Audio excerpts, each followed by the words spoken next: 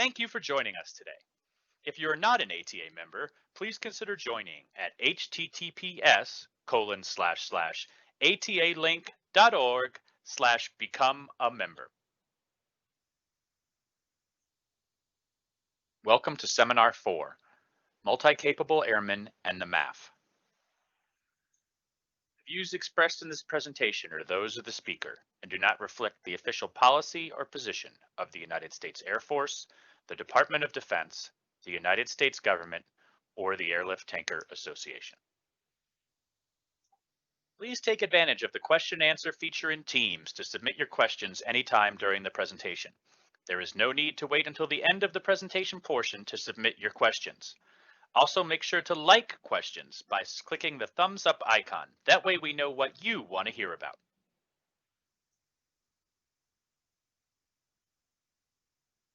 Hello. Thank you for dialing in for today's discussion on multi-capable airmen. I'm Major Jeff Van Gilder for the United States Expeditionary Center. Multi-capable airmen represents a cultural shift in the way the United States Air Force will operate in the future. And it's a project that the entire team at the Expeditionary Center is passionate about. Today's discussion will be a 10 to 15 minute brief on MCA, and it will end with a panel discussion from the C-130 community at Little Rock Air Force Base and Dyess Air Force Base. Here's what we'll be talking about today. I'll provide a brief overview on agile combat employment. I'll introduce the key guidance that has been released over the past 2 years.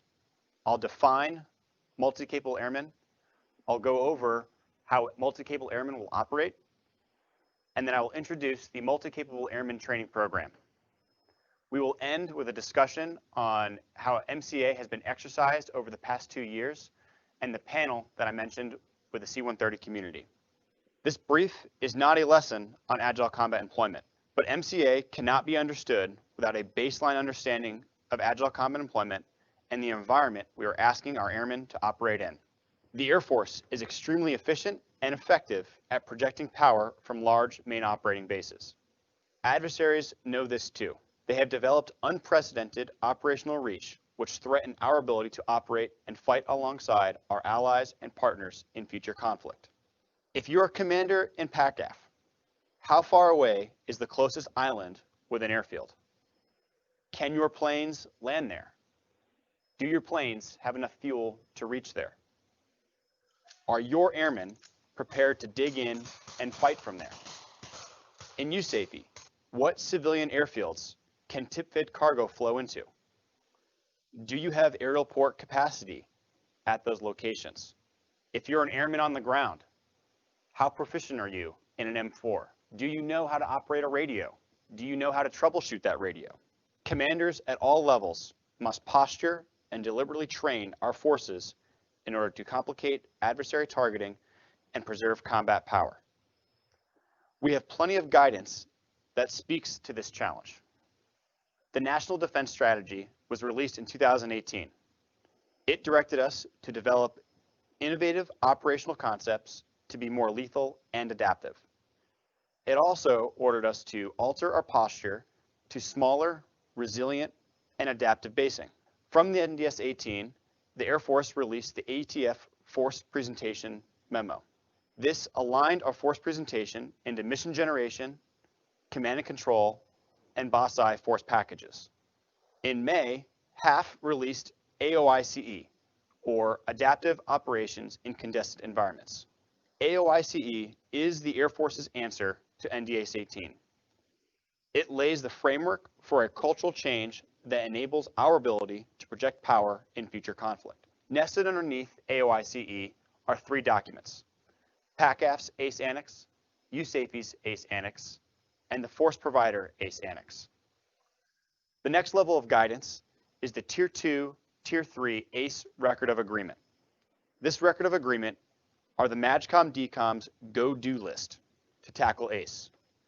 It includes 26 tasks ranging from securing deployable comm kits to prioritizing fiscal year 23 POM inputs. Finally, item India of that Record of Agreement is the Multi-Capable Airmen Training Program. Item India directed the Expeditionary Center to develop an MCA training program that will result in the certification or qualification to perform tasks outside their core specialty. So what is a multi-capable airman? Multi-capable airmen are trained as cross-functional teams. They leverage cross-utilization training, and they are able to operate independently. If we can train all airmen to drive a forklift, we can send less port dogs into harm's way. If we can teach all airmen to load, operate, and troubleshoot radios, we do not need a full communication support team in the field. Multi-capable airmen exist at the overlap of mission generation, C2, and BOSSI, and they are cross-trained within acceptable levels of risk. MCA support ACE ground ops. They operate at the forward tip of the combat spear.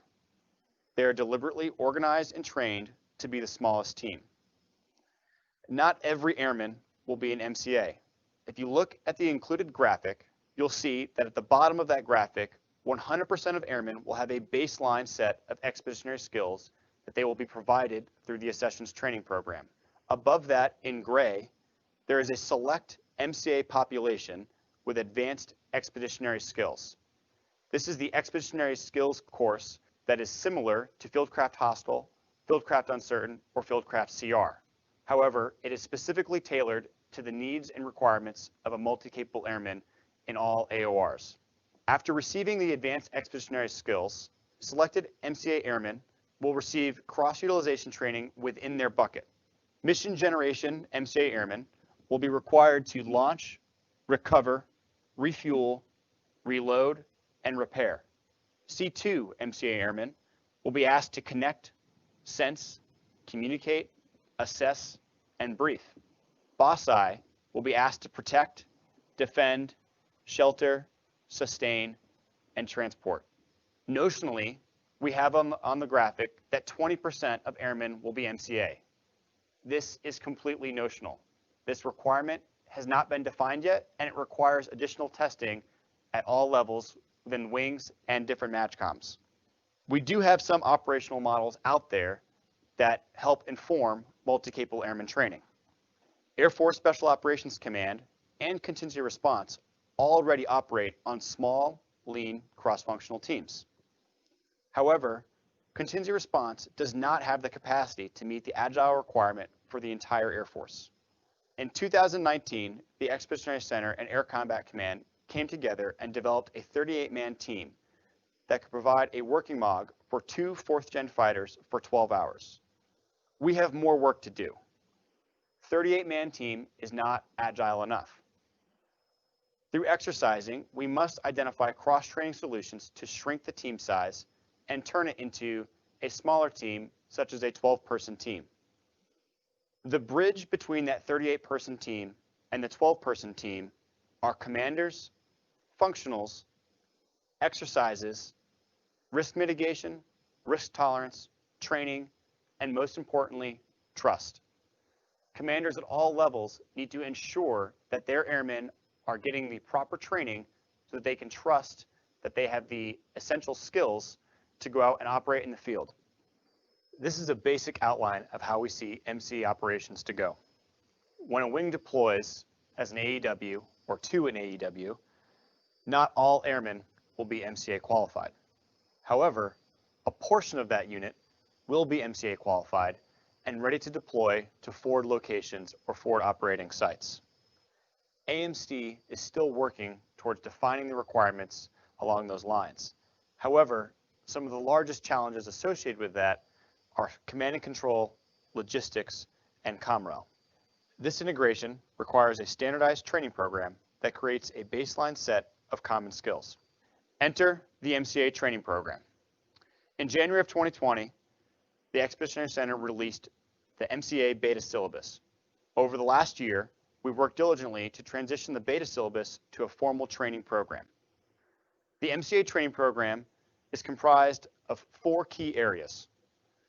The baseline set of expeditionary skills that all MCA airmen will get, the bucketed list of training for Mission Gen, C2, and BOSSI airmen, the team leader JQS, as well as standardization guidance that will enable MCA training to be delivered at the wing and standardized by the Expeditionary Center. In the long term, we view MCA training to be established and governed by Air Force instruction. The Expeditionary Skills Training should transition from wing-led to delivered at the United States Air Force Expeditionary Center, much like Fieldcraft Hostile and Fieldcraft Uncertain are delivered today. Look for the release of the updated MCA training program in January of 2021. Until then, testing and exercising continues. MAJCOMs are already exercising MCA concepts. ACC is standing up a flag-level ACE exercise known as Agile Flag. ACC is also running a series of strategic validation exercises, which is tackling how the Air Force is going to present forces to the Joint Force Commander. Across the bottom, you'll see a smattering of exercises that have contained ACE and MCA desired learning objectives. Rapid Forge in 2019 brought C-130s over into EUCOM. In September of 2020, the Contingency Response participated in the Air Battle Management System demo. In October of 2020, ACC is putting on Agile Flag 21-1, and that will again incorporate C-130s from Dias and Little Rock. Before transitioning to the ACE MCA panel, I'd like to end with a few closing remarks. First, and most importantly, multi-capable airmen enable agile combat employment. Multi-capable airmen are not only contingency response airmen. Every single one of you in this audience could be asked and trained to be an MCA in the future. Our airmen must be trained differently, and leadership must support these efforts. There is clearly more work to be done. Manning and resources must be identified and allocated in order for MCA airmen to be properly trained and equipped. This work exists at all levels of leadership, from the comm airman teaching the port dog how to operate a radio, all the way up to strategic commanders deciding the POM efforts for FY23. Finally, our bases are no longer sanctuaries. They are fighting positions. If we do not give our airmen the training and resources to fight, how can we expect them to survive? Again, thank you for dialing in today. I'd like to now introduce the MAF ACE panel to go over the C-130 lessons learned. Lieutenant Colonel Mike Trimble is currently the 19th OSS Commander at Little Rock. Lieutenant Colonel Nicholas Redenius, the 19th Airlift Wing Chief of Safety.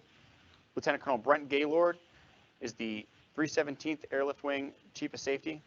And once again, myself, Major Jeff Van Gilder at the United States Air Force Expeditionary Center. Thanks again for your time. If you have any questions, our contact information is below, and we'll now transition into the MAF ACE panel. What a great presentation. And now we will transition to the MAF ACE panel for a lessons learned overview and audience questions. It is my pleasure to introduce Major Jeff Van Gilder, Chief of Operations at the United States Expeditionary Center. Over to you, sir. Hi, everybody. Thanks for listening today. I really appreciate your time. It's me actually live now. So in terms of questions, I see a couple questions in there, but I'd like to give the C-130 community a chance to discuss some of their lessons learned. So in terms of the ACE panel, we've had a couple changes just based off on some scheduling conflicts. So today with us out of Dias Air Force Base, we have Lieutenant Colonel Brenton Gaylord, and he will be discussing the lessons learned slide. You'll see it now. So over to you, sir. Hey, VG, thanks. Good afternoon, everybody. My name is Brent Gaylord, go by Fokker. I'm the Chief of Safety, but more importantly to this discussion, I'm the Chief of the Readiness Integration Cell here at Dias, which I'll talk more about here in a second. Before I jump into the lessons learned slide, this effort started about 18 months ago at Dias.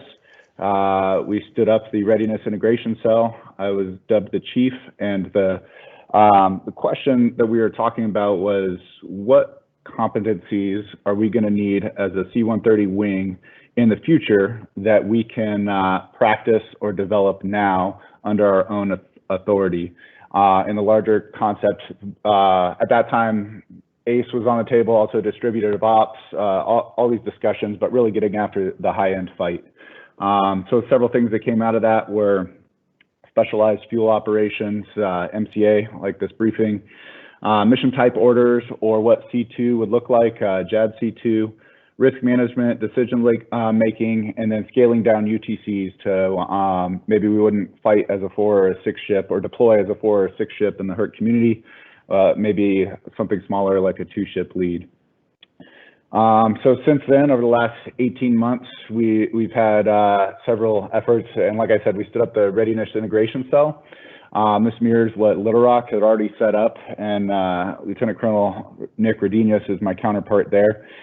What we did was we said, okay, how can we integrate with each other? How can we reach out to outside organizations within the MAF and the CAF and get after these competencies that we think we're going to need, but that have not been codified or dictated to us from either the staff within AMC or the HAF, or maybe the requirements haven't been defined yet by the GCCs or the joint users.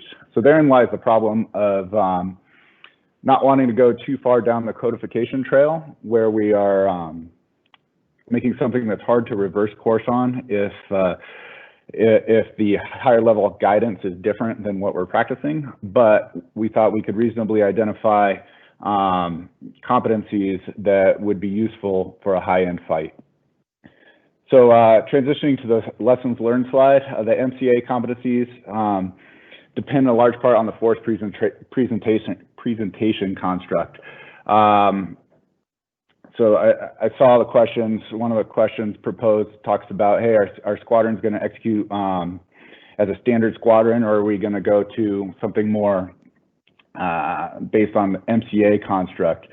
And what we're trying to figure out is, and what BG briefed is, like, how do we identify what all these core competencies are going to be and how they're going to be useful to our users, whether that's the CAF or our joint partners. And so I think what we try to do at Little Rock and Dias is determine what can we affect within our own authority, how can we train to it, and how can we have a pool of competencies so when it's codified what the actual need is, we can say, oh, we're already working on that. We have an 80% solution. Now we can top it off with what we're being directed to do. The CAF MAF ComRail is critical. I would also incorporate that. One of the lessons learned is integrated planning from the beginning. So here at Dias, we're co-located with a B1 wing, which they were also, from the global strike perspective, getting into the ACE game as well. So we decided to partner up and do a couple of experiments together. What ended up happening was we did our HERC planning for what we thought everything would look like or should look like. They did their bomber planning for everything should look like, and then we mashed it together at execution and found it to be hugely frustrating. We did several iterations of this and we got better, but there's a danger of that being occurring at the macro level. If we come up with MCA as our Air Force solution, or maybe even just our MAF solution, or just a C-130 solution in our case, and we develop this very robust MCA capability, but it's our solution, when it gets mashed with the user, whether that be the CAF or the joint force, there's going to be a lot of confusion and frustration if we haven't developed it and integrated it from the beginning. So that's one of the lessons that we've learned as we've pursued some of these. The 2-ship light UTC, we've been developing. We've been trying to pare down our UTC to say how can we go on the road and be lighter and leaner, and support, or what support can we give to the users? So we said, okay, if we deploy for 2 or 3 weeks at a time in a 2-ship of C-130s, what kind of organic support do we need to bring for ourselves that we can be self-sufficient? And when we bring all that with us, how much weight or how many pallet positions does that release to the user that we can say, okay, this 2-ship provides 12 pallet positions to user X, Y, or Z for this duration. And then that flows into the MTOs, the mission type orders, versus the C2.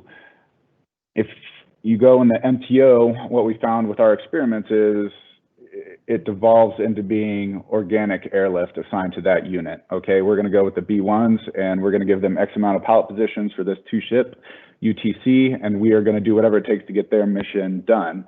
And we practice things like that. We practice the MTOs, and it works in that construct. But if we're going to be airlift limited, and if JADC2 or whatever the C2 construct is going to have a bigger picture, how are we going to plug into that? So that's kind of the next evolution of that discussion is how do we determine that? SFO at the bottom there is specialized fuel operations. The HERC fuel capability, both what it can carry and tanker, is kind of a drop in the bucket compared to some other airframes and certainly to the users of some aircraft. So we've looked at what are the policy changes, the regulation changes, and the material procurements that could be supplied from the HERC perspective to increase our usefulness as a tanker of fuel, not tanker operations, but to get fuel to another ground location. Finally there, the MCA must leverage existing cross-functional experience.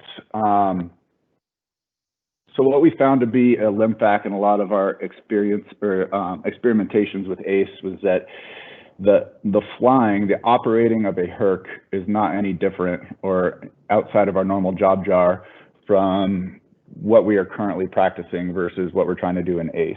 But the logistics is wildly different. The maintenance support is wildly different. The footprint we're allowed to carry and operate in and the timing on the ground is wildly different. So we need to be able to leverage existing expertise. Specifically, we look at the CR world and say, hey, that seems like a very agile logistics function. How can we organically get that experience in our wings? And is it worth exploring standing up like a CR flight within an OSS at a HERC wing so that we have some of that organic capability, not to take away from what the CR provides, but to use them as kind of a center of excellence or as the corporate knowledge that we apply at the wing level. A lot of these things have been discussed and initial steps have been taken, but we did lose some of our momentum during COVID, but we're looking to regain some of that. With that, I'll turn it back over to VG and any questions there are.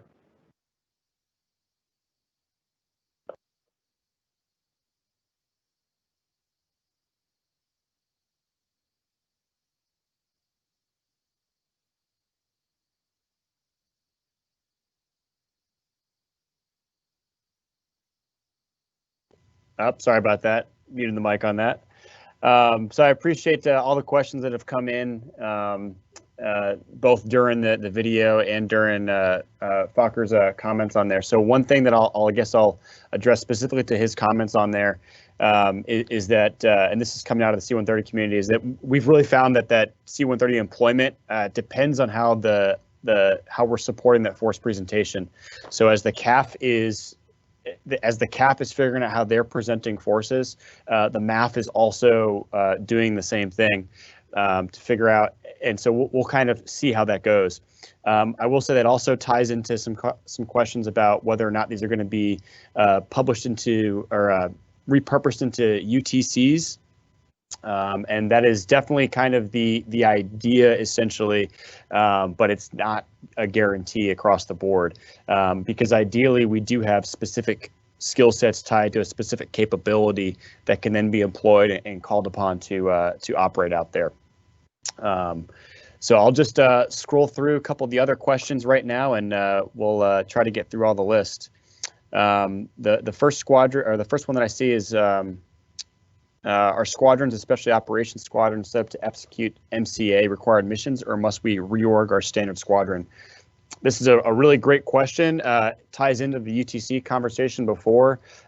In my opinion, I think we're probably going to have some sort of a reorganization at that point, whether that's the squadron construct or the AFSCs that go into that squadron. There's definitely some reorganization that has to happen, and there are absolutely conversations that are happening in parallel along with the force presentation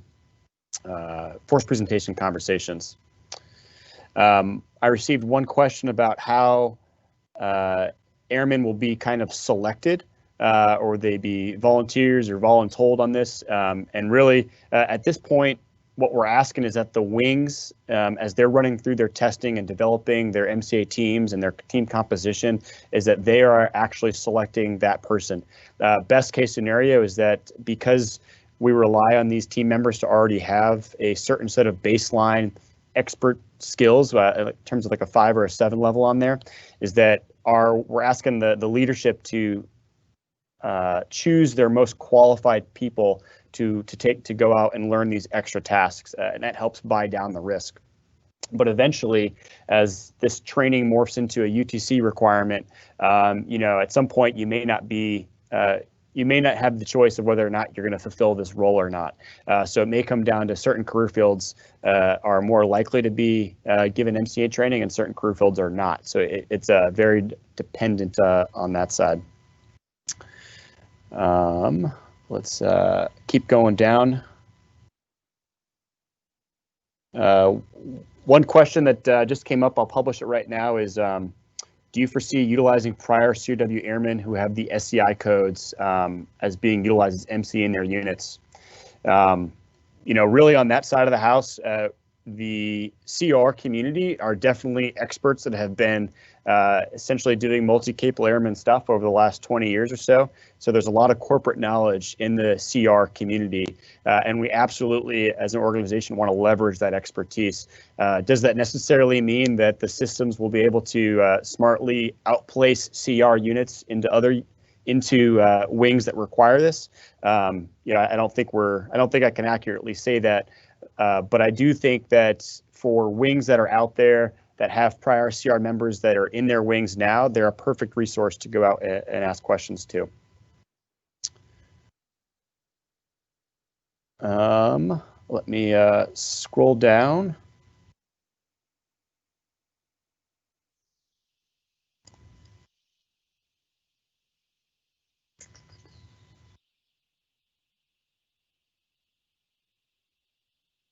Okay, great question. I'll publish it now. Just kind of question about how do we create white space for airmen to train to these additional tasks, and how do we codify the new requirements so they are funded and prioritized, especially as we're developing these concepts and are reliant on units to experiment. So that's going through and being published now, so you can see that. That is definitely a challenge that we face now. One, because much of this new concept, it's not funded. We're going through a lot of experimentation, so that drives a lot of different changes, and there could be different messages coming out of different wings.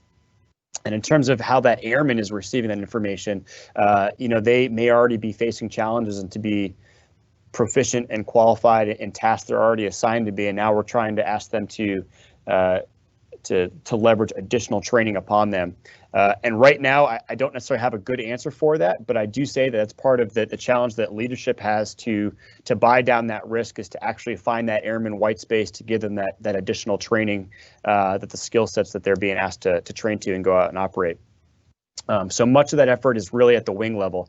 Now, I'll tell you the efforts that are moving forward, the MAGCOM working groups, the CFMs, we are all working together, in parallel lines of effort to make sure that we're defining the actual tasks that we're wanting these airmen to accomplish.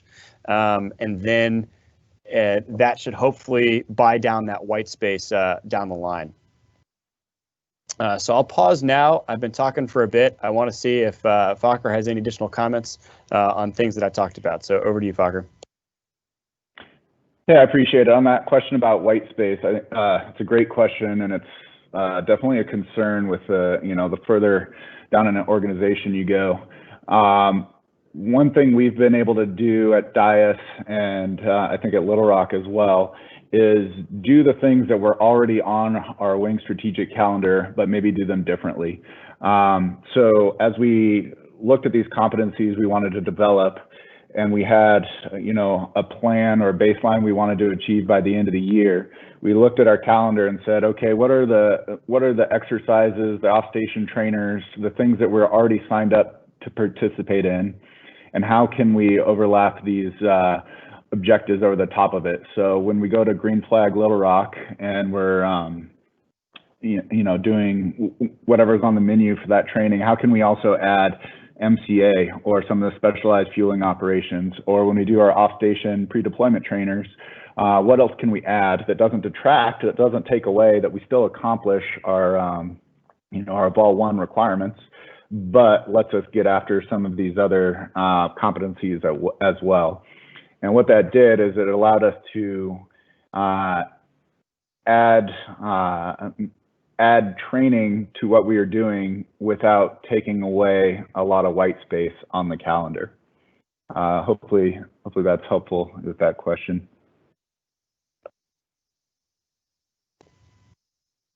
Yeah, I appreciate it. So this is VG talking again, just kind of scrolling down the questions on that.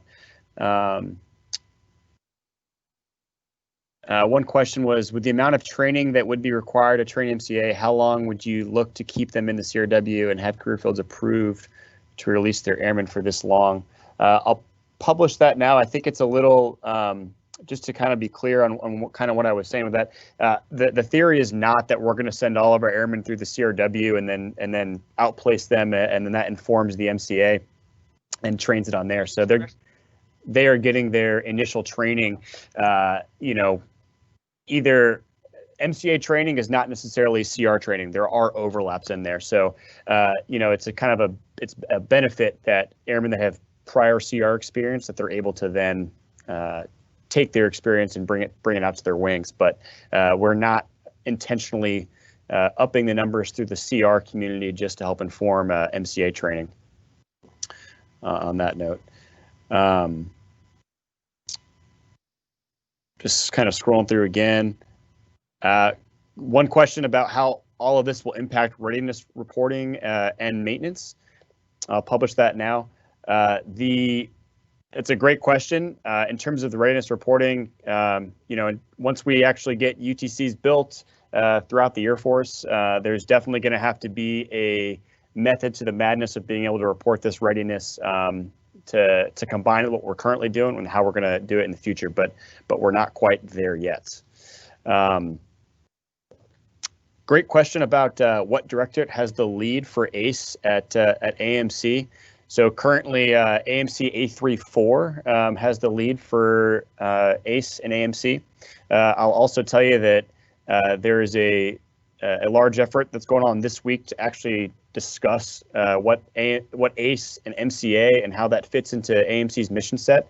So for those of you that are kind of searching and longing for information about what this means for you as an AMC airman, I'm excited. I think there's going to be a lot of information coming out shortly regarding that. Because to be honest, much of the ACE and MCA conversation so far has been very CAF centric on there, and AMC is working at this week. So hopefully you got some more information coming out shortly on that.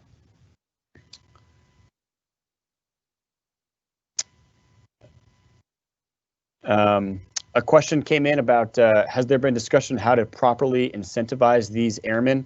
I don't necessarily think there are conversations, but I don't think anything's been set in stone. And in the end, the incentive is really, if we don't do this, our mission's going to fail.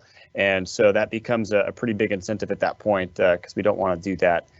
But whether or not this is an additional set of hazard pay or anything like that, I cannot speak to that, and I'll let other leadership address that question down the line once it's a little bit more defined on that. One question is about can SEIs be utilized to identify these MCA skill sets? And I think just publishing that now, absolutely SEIs could be the way in that we help transition these skills, because ideally these skill sets are trained at one wing and they are essentially that transfers with them throughout their career. As the training programs are built and matured more, then I think the Air Force can figure out exactly how they're going to identify this on an airman's record. But by no means is the Air Force going to let this training go to waste and let it die at one wing and then make them go through the entire set of training again at their next wing.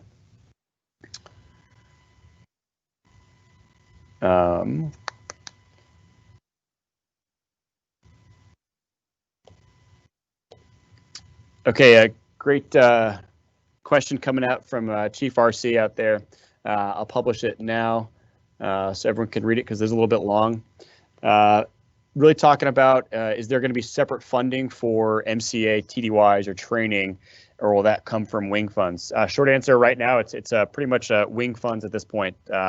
You know, I know the C-130 community, I believe it was, or so, no, Moody out in ACC have utilized some wing level funds to go out and procure extra equipment, training aids, and send their folks on extra TDYs. But right now, I can't speak to the overall Air Force level of funding other than, you know, it comes down to the wings now executing the funds and MAGCOMs as well, being able to levy out funds, particularly for the exercise scenario. Go ahead, Fokker. I'll pass it over to you to help answer that question.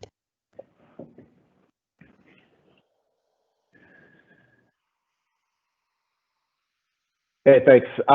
Yes, I don't know specifically on funds above the wing level, but I do know that several wings have combined like their innovation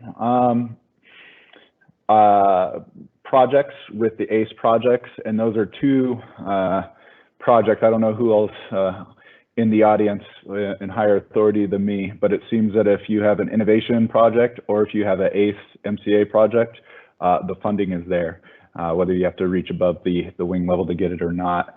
One other thing I'll say on the organizational aspect is I mentioned the RIC that we established and that Little Rock did as well.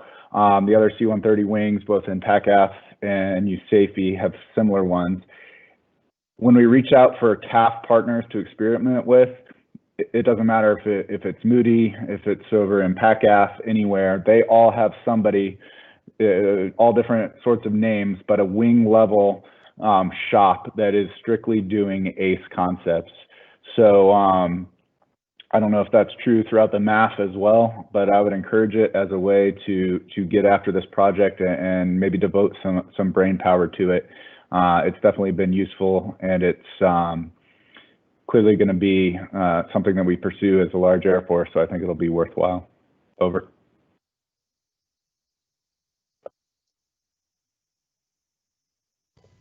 Yeah, great. I'm just scrolling through the questions, and I've seen a couple questions from varying folks kind of regarding the structure of the MCA training program and kind of how it's managed. So I'll try to talk through a little bit about that. So the MCA training program, as it started in the beta syllabus, by no means was it a perfect product, but what it intended to be, and what it really is and what it's growing towards, is a standardized training program that wings can then take back and to their own wings and execute it there, realizing that there's some resourcing that has to happen appropriate with that to make it happen. In the long term, we want that expeditionary skills portion to be taught here at the Expeditionary Center.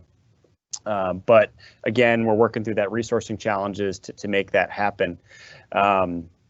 And we do have a POC at the Expeditionary Center in the MCA training program to kind of help wings work through that. You're talking to them. So by all means, as far as if you have questions on how to set up your wing MCA program or you know, advice on that, I'm your guy right now. So you have my contact information. I will say that the MCA training program that we intend to release in January/February absolutely has to include guidance for the wings on what that program office should look like, because until the expeditionary skills course and all of the MCA training program really gets a little more mature, we're going to have to rely on some expeditionary guidance in there to standardize it across the force. Things that wings are going to have to take on if they can't send their folks here to the Expeditionary Center when we have the resources for that. Wings are going to have to teach all of that initial training, and then they also have to teach the continuation training after they receive their training, whether it's here or at the EC. So there's a cost to that even further down the road. So for instance, Moody's MCA program, after they get initially trained, their members are required to go through a quarterly event to help maintain that proficiency. And to talk to Fokker's point as well, the wing calendars that kind of include MCA and things that they're already doing, that also helps buy down that continuation training bill.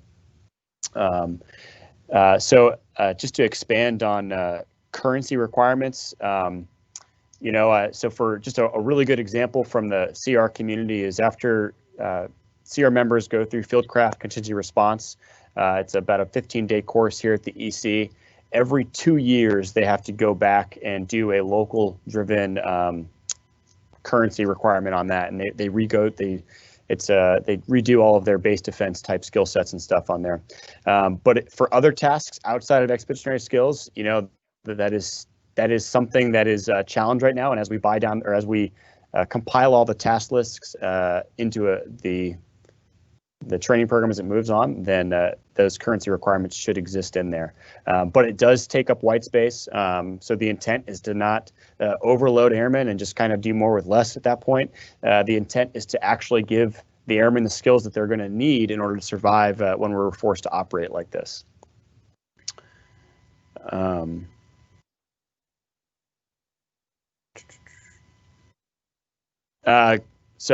Great question from an anonymous folk out there about where is the best place to go and read all the ACE documents and CONOPS and annexes you talked about on NIPR, and are there in NIPR? So I will say that it's a mix of NIPR and SIPR documents. There's a large majority of this information that you can get on NIPR.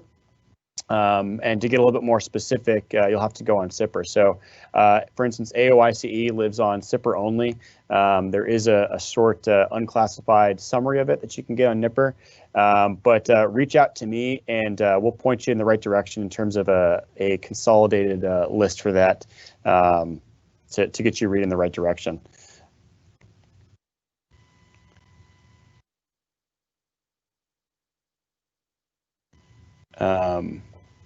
Let me just read this last question. So from Chief RC out there is, since the NDS describes DFE, do you think as we work with our joint partners, and not only the CAF, that we use DFE and ACE synonymous? So this is a great question, particularly from an AMC perspective, because we have our two different roles on there, as a force provider as well as our CMAGCOM. So there is an absolute need, and we're seeing it. I have to say that the conversations are not quite there Air Force wide and reaching across the aisles to the joint partners, but we're starting to get starting to make those relationships because as the Air Force is moving to more agile operations, the joint community is also moving to more agile operations, but there's still a need to figure out exactly how they're going to mesh together and make it a smooth process, as we've seen over the last 20 years or so. To address, is there discussion about utilizing civilians in the MCA capacity? There are many of us that may have experience already, they already have MCA experience out there. I have not heard of any discussions right now of using civilians in this capacity, so I can't necessarily speak to that. But I could say perhaps there's a role for civilians to provide continuity in the units as these more at the home station role. But in terms of expanding that civilian role in MCA, I can't speak too much more about that.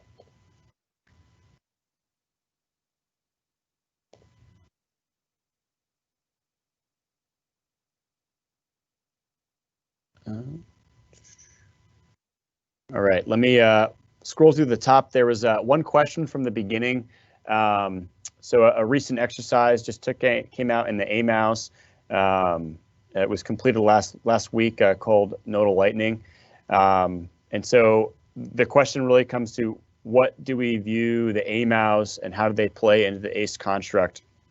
So for one, I'll say that, again, that's ongoing in the MCA discussion with AMC this week.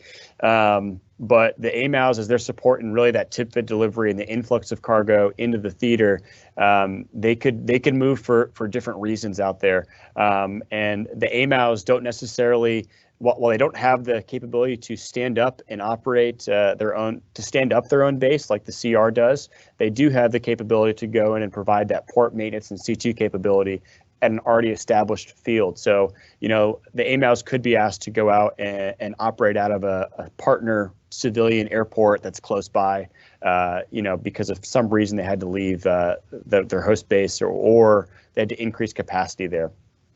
So hopefully that answered that question.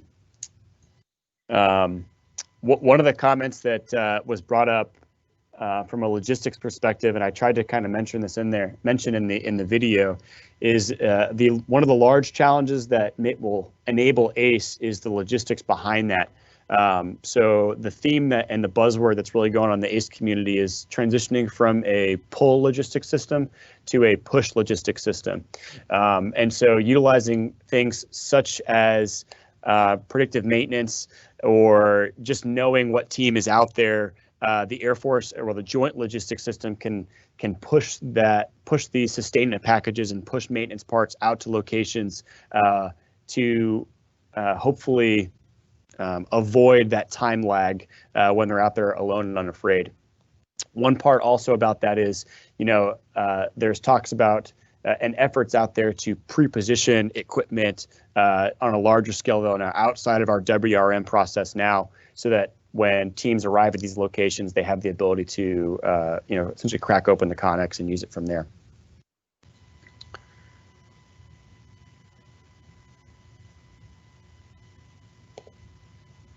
All right, so I'm gonna pause here for a second. I'm gonna hand it over to Fokker to see if he has any thoughts on the other comments that are in there, and I'm gonna scroll through and see if there's any more that I can answer.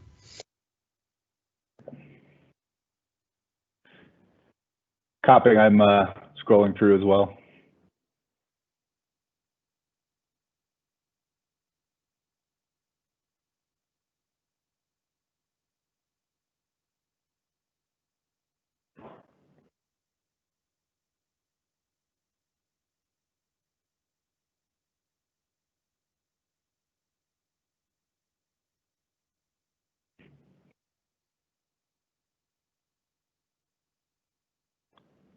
So VG, I see there's a question earlier on from Colonel Holland, OG in the 916th.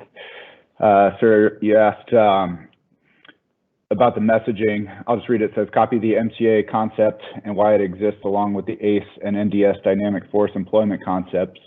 But are we being careful with messaging internally and externally so it doesn't become confused with doing more with less? This was at the wing level, a big push here at DIAS was how do we explain this to, you know, the captains, lieutenants, airmen, and staff sergeants that are deploying for 4 months at a time, you know, with a 8 to 12 month dwell and going back to a deployment, that now while they're not deployed, we're getting after this high level fight and we're going to go out and do all these experiments and we're going to, you know, do things differently than what they're used to. So we really tried to start with a educational piece about the why behind it. As we rolled out, you know, what the strategic calendar looked like, we tried to emphasize that we were going to be doing things differently and not necessarily doing more things. There were some things added, which was somewhat inevitable as we pursued new things, but we tried to limit those. And we also tried to outline white space at the unit level for squadrons and say, okay, you know, our 39th Airlift Squadron has white space built into the wing's calendar where they can focus on their people, on their airmen, and not be tasked by the wing to go do some of these experiments or things. A lot of that got affected and moved around by COVID, but that was our initial push to combat that issue or that question that you bring up.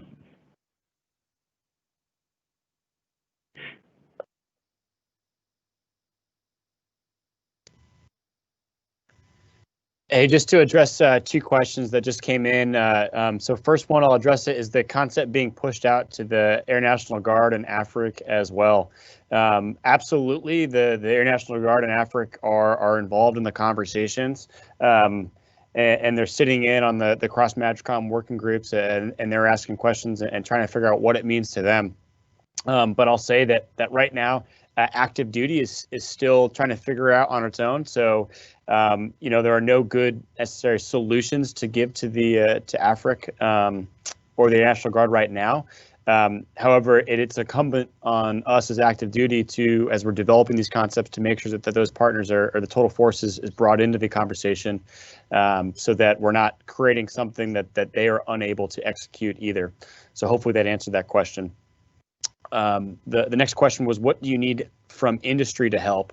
And so for this, I would say that one of the key tenets of being able to employ with agile combat employment is going to be, the need for lighter and leaner equipment. And so that is one way that industry could help out. Just trying to help in the development of that lighter and leaner equipment. The faster that the Air Force can bring on newer equipment to provide to the wings to be more agile, the better I think our wings will be able to operate. Obviously, there's differences on that, or differences between the wings and the MAGCOMs on that. And to address one thing, as far as what Little Rock is doing in terms of AFRIC, AFRIC is involved at Little Rock, so they're tied into the conversation that Little Rock's doing and syncing up with them and their lessons learned.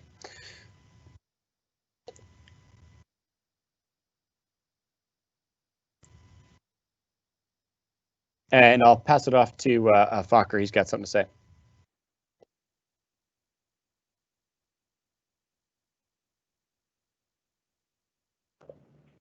There we go. I'm off mute.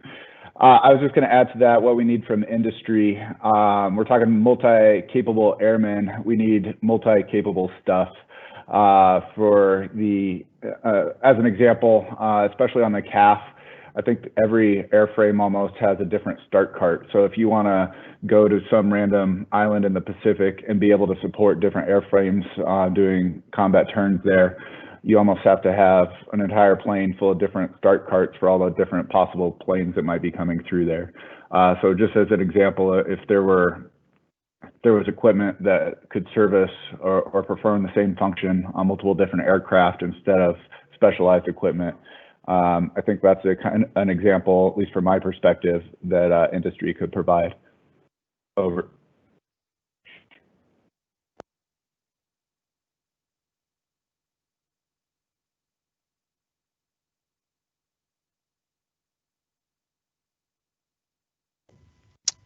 So going back to an earlier question that we received, what jobs could a CGO or NCO pursue to get a jump start on becoming a multi-capable airman?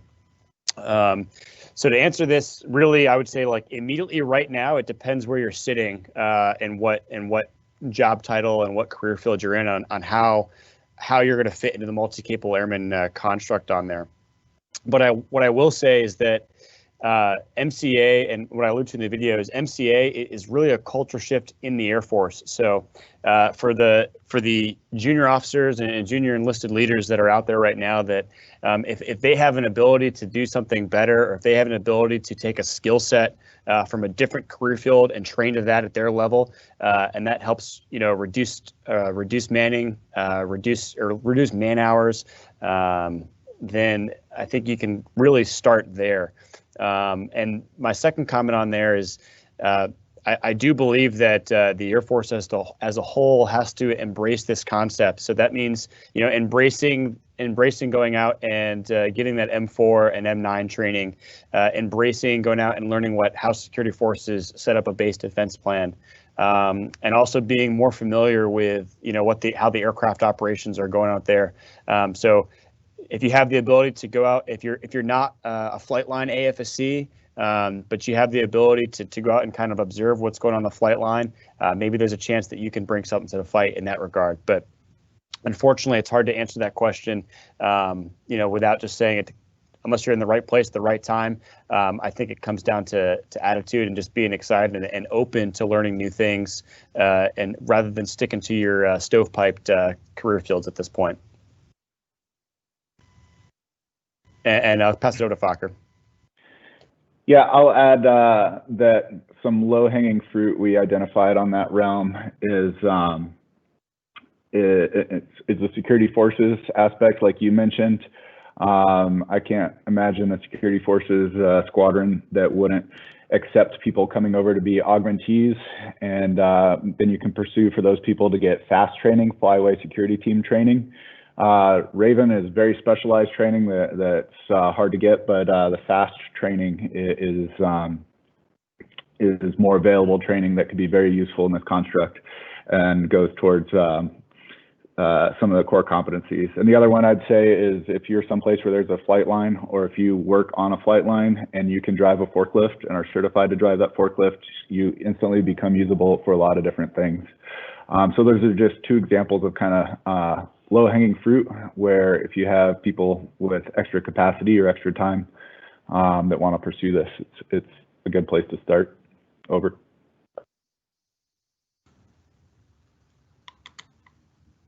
Gentlemen, this should be your last question.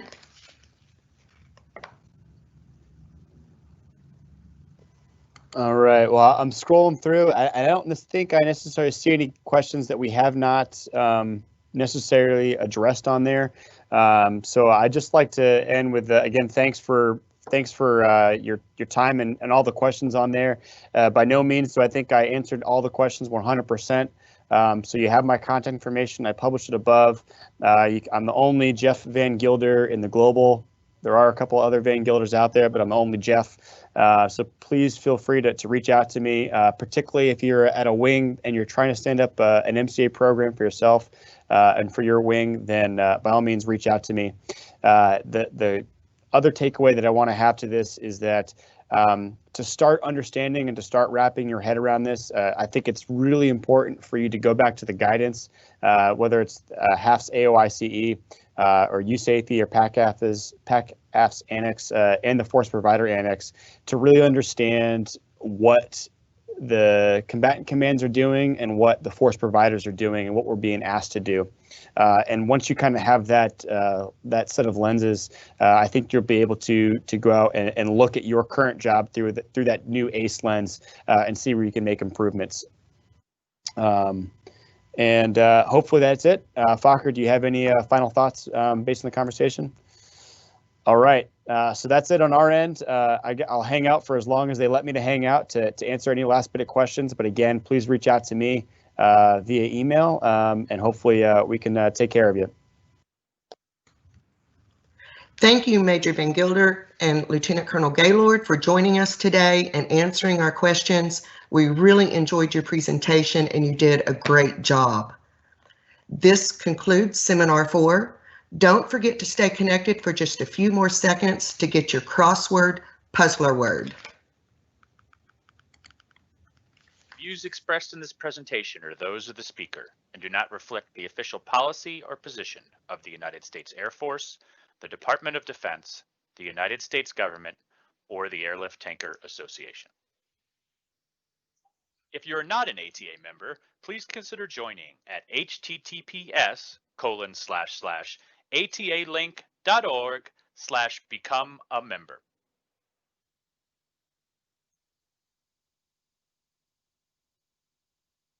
Thank you for participating in our virtual presentation. Please close this window and return to the agenda on our website to view another presentation. Your crossword puzzler word is warrior.